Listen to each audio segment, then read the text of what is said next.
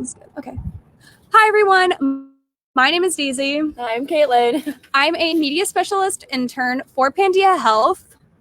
I am a marketing intern for Pandia Health. And today we are going to be doing a Q&A all about periods and birth control. So get your questions ready. If you have any, we have a bowl full of questions ready to be answered that we kind of prepared. And we're going to wait till some people hop on.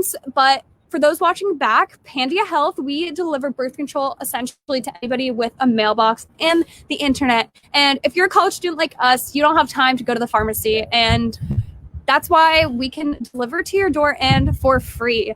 We take all insurances.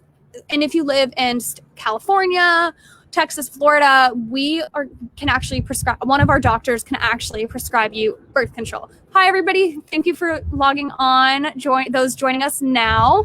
And this is fun because Kaitlin and I, we've only virtually seen each other because of like everything going on, but we live in the same city, so which has been awesome. Yeah, everyone else is super based in California typically, so we're here though in Boston. I know it's weird being nice like friend. IRL, but so thanks again for. Oh, hello, Susanna. Thank you so much for tuning in, and we're gonna get right into it. So, do you want to draw the first question from our bowl? Sure. Let's hope they don't fly away. Yeah, I'm gonna put my phone over it. Kind of flying for a bit. How do I know what type of birth control is best for me?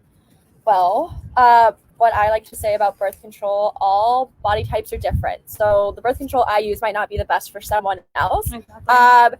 But I mean, for me personally, the pill was great. I loved the pill. And sometimes things just get too crazy though. I have too much school to focus on. And so eventually I switched to an IUD. But so like that was kind of the same for me. I was taking a low hormonal birth control, and I started taking birth control in high school for my heavy periods, and I wanted it done. I wanted out. And because I know with birth control, you have #periods optional, which we have plenty of resources available on our website for that. But I kind of was at the point where it's like, if you don't remember to take your birth control, it's not going to be the same effectiveness. It's just going to kind of throw your body off. And yeah. And we also have, I'm going to actually try to link it, but we have resources available online as well to that. Like if you do forget your birth control one day, like what do you do? How do you go about it? I'm going to post that so people can review. And yeah, like I got the IUD because it's set it and forget it is the saying, but like not all bodies react to the same birth control. I know my friends were asking me that she was like, I'm experiencing some weight gain, I'm doing this, but my sister, she's taking the same one and she's completely fine. And ultimately everybody's different. Everybody's different. So we're going to draw our second question. Get into it. Okay. My time of the month gets in the way of sex. Is period sex painful? Is there a way to make it less messy? So for National Sex Day, I actually wrote an article that discusses period sex a bit, and I'm going to link it below so that people can review it. And so period sex, is it painful? That is a question a lot of people have. Well, first of all, a lot of the concern is it's messy, and there's ways to kind of deal with this. There's actually period sex. A common misconception is it's actually that you can get pregnant. You cannot get pregnant while on your period and having sex. That is, it's harder to, but it's not true at all. It's false. Yeah. Definitely a myth. So just wanted to dispel that really quick. But in terms of pain, period sex can actually help alleviate cramps. So that's something interesting. And it's also a conversation you should just have with your partner, because it's not like, even if one person is wanting to have sex, like a consent, again, very big thing, but it's not necessarily, even if though it can alleviate cramps, it can be uncomfortable and like you don't want to necessarily deal with that. But in terms of dealing with mess, something that is a great option is this thing called flex disc. And in the article that it's discussed a little bit, but basically it's like a mess-free period sex option. And basically it stays for 12, you insert it and it stays for 12 hours in your body. And so that it's one-time use as well. So you basically, and I believe it's made from, biodegradable ingredients and all of that. So it's a great option. Anything you would like to add? No, I think you covered that pretty much. I was just looking actually at your blog post, and I think it's just really cool to know about the flex disc and I guess like all the facts that go along with period sex. Yeah, and there's something that people can also do is put down, a towel if they. That's probably recommended actually, just so like you don't want to get everything dirty, and it's a great way. And while we're going through this, just for everybody that's coming on now, if you have any questions, please put them in the comments or just say hello, like Susanna. Thank you for saying hello. And if you have any questions about, like we're talking about, like the banner says, periods and birth control. So if you have a question about your own birth control method or period, we are here to answer you. We're college students. Well, you are graduating soon, which is fantastic. I'm still in college, but the same applies. So do you want to read the next one? Sure. Oh gosh, this will fly away. Okay. What is the next one? I'm tired of getting my period. How can I have it go away? Is that even possible? Period's optional. Basically, we've been running that a bit lately, and I guess the thought behind that is when you take your first 3 weeks, that you have the placebo week or the sugar pills. Right? That's the 4th week. That's the 4th week. And basically, if you just talk to your doctor and how you want to set it up, if you kind of train your body, you can skip that week altogether and go into your next pack, virtually giving you no period. Yes, essentially that's the idea. Like you have the 3 weeks of hormonal birth control, and you're skipping that last week. This also means you're going to go through more packs of birth control than a person would if they were just to use 12, one per month. So again, always consult your doctor, always consult your physician.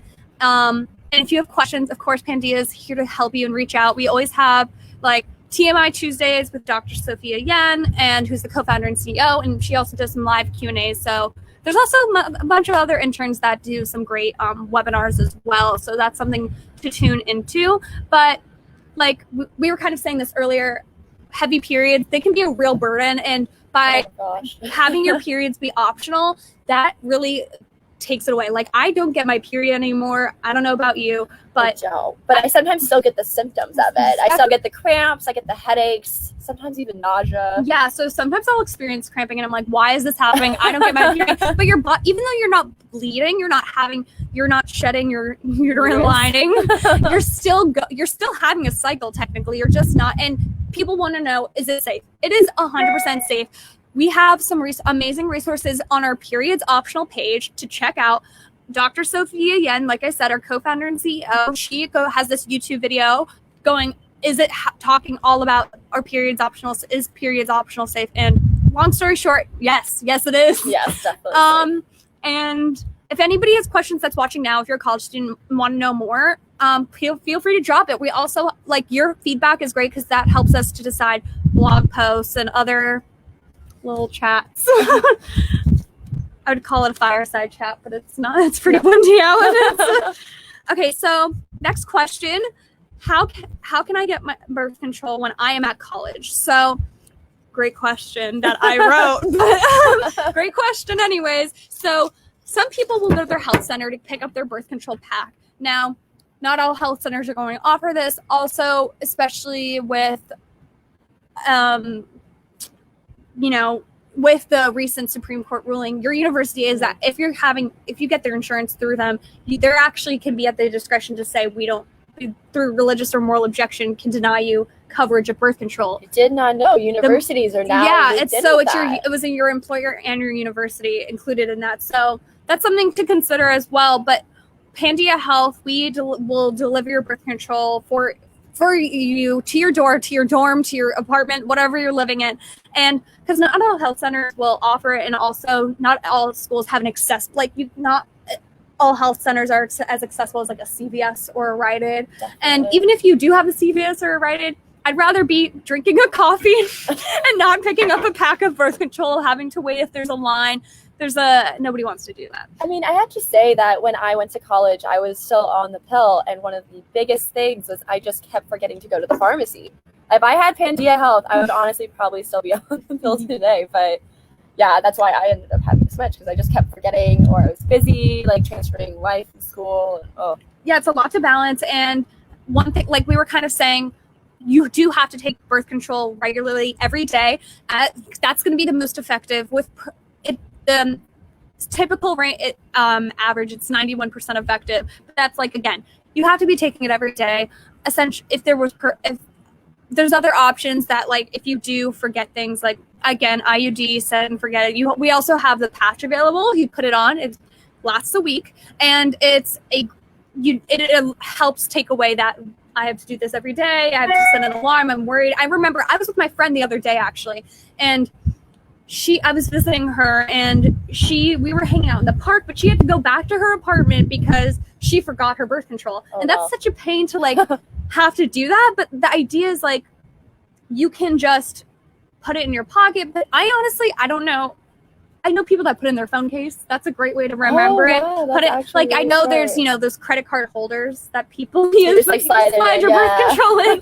Might as well. And actually, there's also great some smart birth control pack carriers that will connect to an app and will tell you when to take your birth control, remind you, and it syncs everything up. So it kind of does the work for you, which that's really cool. So it's not on the bowl because unfortunately the wind blew this away. But our next question is, even though you're on birth control, do you have to use a condom if you're having sex? Oh yeah, 100%. Well, birth control is pretty effective. 99.9% effective. It doesn't prevent against STIs, which are definitely something you don't want. Do not. Always wear a condom while having sex, even if you are on birth control. Doesn't matter the type of birth control, but exactly. And my friend the other day, a different friend, but she was discussing whether or not she should get an IUD, an implant, or because she was actually forgetting to take her birth control, and of course, like we said, not effective. But she was saying that her friends sometimes they're like, oh, I don't need to use a condom because I have the IUD. Like so the idea of using a condom with an IUD or birth control in general is there's still room for error. There's like that 1% if you have an IUD. There's that 9% if you have a birth control pill. And it's also, like you said, not going to prevent STIs. And that's something to consider. Like, again, consent is a huge thing. Part of consent is like letting your partner know you want them to use a condom. Like that's not solely at their discretion. No, not at all. Not at all. Not at all. Not at all. So do you have anything you like, what do you, as a college student yourself, like what have you kind of experienced in terms of, I don't know, like period troubles? Are there any fun weird period stories if you're comfortable sharing, or like period stories, any of your friends that you've like, any just stories to share? I'm trying to think. I just know my freshman year, and I was just getting to know everyone, and we went to the Cape.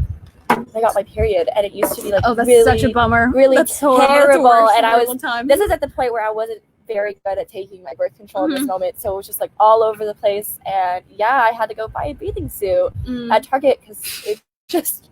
That's such a bummer. I know. It was like a light blue bathing suit, and that was. You remember the color? Oh yeah. I remember dramatic. it. It was such a cute bathing suit. I'm really upset that I don't have it, but yeah, you're just always ruining pieces of clothing that you love, which is always a big bummer. You always have specific clothes to wear during your period. Yeah, something a little more comfy, maybe a little darker in color. Yeah, no, I think I've like when I was having really heavy periods, I felt there's even with like a tampon or a pad or whatever I was using, it's like I still was bleeding so much that I was like, I need my period gone. And that's why like kind of figuring out with your doctor what are you experiencing and everything, because you don't want to run into that awkward trouble where it's like, I need a bathing suit, I'm in a crunch. And women shouldn't have to have like certain period clothing, right? Like no one should have period clothing. Oh, goodness, it is such a frustration, but I know, here we are. And actually, so my first period was when I was at summer camp, and I remember being like, I feel like that's such I think that's so stereotypical. I don't know. I know so many people that go to summer camp and get their period. Of course. No, I think that your period just decided to come at the most inconvenient time. Like mine I was on vacation with my parents in San Diego when I was like 12. Oh, not fun. And I was like, awesome. I wanted to go to the beach, and now here I am. So it was when I was at camp, and it was like the babiest of periods, and I was like, I think I got it. I don't know. I kind of asked my friends because a lot of them had their periods too. And long story short, it was. But like, I didn't get my period again until a little while after, and that's completely normal. Your periods aren't going to be regular right off the bat necessarily. But then when I did get it another time, it was like the night of my band recital or something in middle school, and it was so awkward. It was so bad. It was like right before I had to go on stage. I remember going to the bathroom, like I wasn't expecting it. And it's like I looked down and I'm like, what do? I have like blood all over my underwear. It's all over like the pantyhose I was wearing under my skirt. I was like, luckily it was a black skirt, but I was like the whole time trying to play my instrument, and I was just like, I don't know what to do. And it's like, there's so many awkward period stories, and I think it should be normalized. I think period talk and just birth control talk in general should be, and the awkwardness of it all, I think should be talked about more often. I know. I still find myself sometimes I'll talk about it with like girlfriends, and guys will be around, and I'll like apologize, like, oh, sorry, you probably don't want to. It's like, no, I'm not gonna apologize anymore. More power to us. Exactly. But yeah, definitely uncomfortable stories. I once had a final, like a Spanish final. Yes. Oh my gosh. I like left it in the middle, and I'm like, I had to go to the nurse's office, and I lost a lot of time on my exam because I like didn't have anything with me. And it's like nobody wants to explain that to their teacher, especially if it's like a guy. I don't know. I wouldn't feel comfortable doing that. It was a guy. I want to do that. I'm like, I need more time. This is why. But like, that's why we should normalize it more. Make it, if people aren't comfortable, that's on them, because it's like it's a natural thing. Very natural. It's a natural thing. And just to remind everybody, if you have a question about your period, any period, it doesn't even have to be about yours. If you just want to sit or ask about birth control or have a comment, put it in the comments and we'll do our best to answer it. And also, just for people watching back and logging on, Pandia Health delivers your birth control for free to your door. And the saying goes, we deliver essentially to anybody with a mailbox and the internet. So that's great. And we also, use code DAISY. We also have resources online,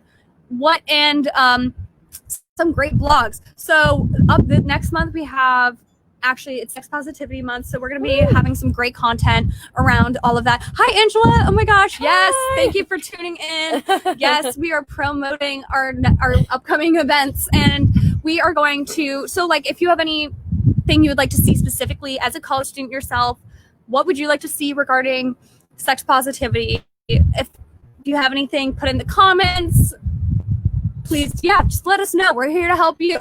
Yeah. And definitely a lot of fun collaborations coming up. Yes, so many collaborate. Yes, oh my gosh, I'm so excited to see all the content come out. And something also kind of going off of all of that, like, I don't know why, I just have never talked about, I think there's also like a misconception that like sex positivity is, it's not for it's like being sex positive is just kind of mean like you're educating yourself on like what is on sexual health, on consent. Yes. It's not like you're sleeping around. That's like, I mean, that's the best way to put it. I think. Yeah, I think sex positive is just being positive about any sexual encounter. You know what I mean? So whether you have sex a lot or whether you don't have sex at all, it's just kind of being positive about it, not judging each other's kind of experiences, and being just like we were saying, try to normalize the talk of it and being more open and just being like, it's a natural thing. And I think that's the best way to say it. Like, it's about being judgment free, about people's sexual orientation, about their partner or partners, and it's all of that, and just kind of like educating yourself, educating others, and just being well informed about everything. And that's all encompassing. So that means your period, that means your birth control. And we have resources like I'm going to drop it in the comments because we love a plug.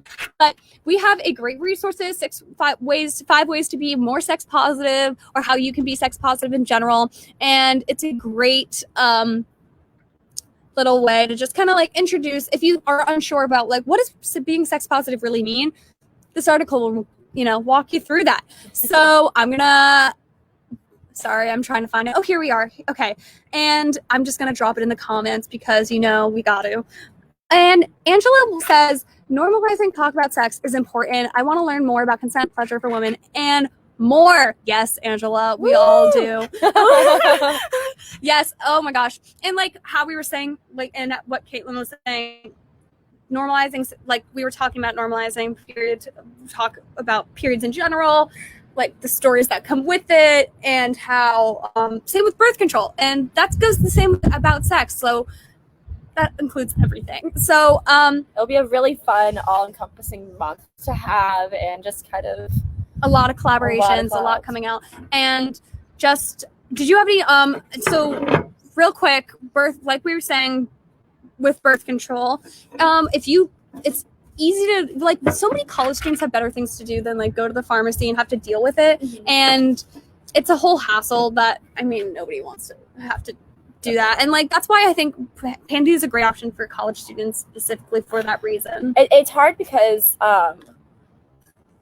moving to a new place or moving into an apartment or something like that, all your addresses start to blend in, they start to change. I know I've always had problems like finding a new doctor, doing this, you know what I mean? So being able to kind of just not stress about one thing and just have it sent directly to the new place that I live, it's pretty easy just to transfer it over. So sorry. But yeah, no, I think I wish I had Pandia when I was a few years ago. I think like that would have been so much more beneficial for me because, like I said, I just don't have to stress about it. And like during quarantine and everything, it's kind of like it's higher risk to be out and going to the pharmacy, and so why even bother? You have better things to do. You don't have to go to a pharmacy, be around other people. It's a good way just to kind of stay at home. And it's free. Yes, it's free. Pandia Health is free. We deliver your birth control for free. And we are so excited about, oh yes, Angela says true. It's actually very easy to change your address and get your birth control shipped anywhere in the US. Snaps to that. And we are so excited. Thank you all for joining. We really appreciate it. And this is going to be up on our YouTube. So like if you missed this live, if you are not on Facebook and you're on YouTube watching back, welcome. Please check out our many resources. We have blogs, we have our articles, we have the other FAQs. Those are super helpful if you're just looking for a quick question answer. We have a ton of them listed on our website. And we have like a bunch of myths that are dispelled. Like we talked about how period sex being painful, like, or not period sex being painful, but like period sex not make, like, if you do have it, you won't get pregnant. We talk like all those myths, all of that, all the factual information. That's all on our website. So please give it a look for more information if you're a college student on periods and birth control, because we know, like, we know how it is. We know how we just know how it is. So thank you again so much for tuning in, and we hope you enjoyed this talk with us. Please share, like our page, like this video. Yeah, so again, my name's Daisy. I'm Kaitlin. Thanks for tuning in, guys. Yes, bye. Thank you so much. Bye.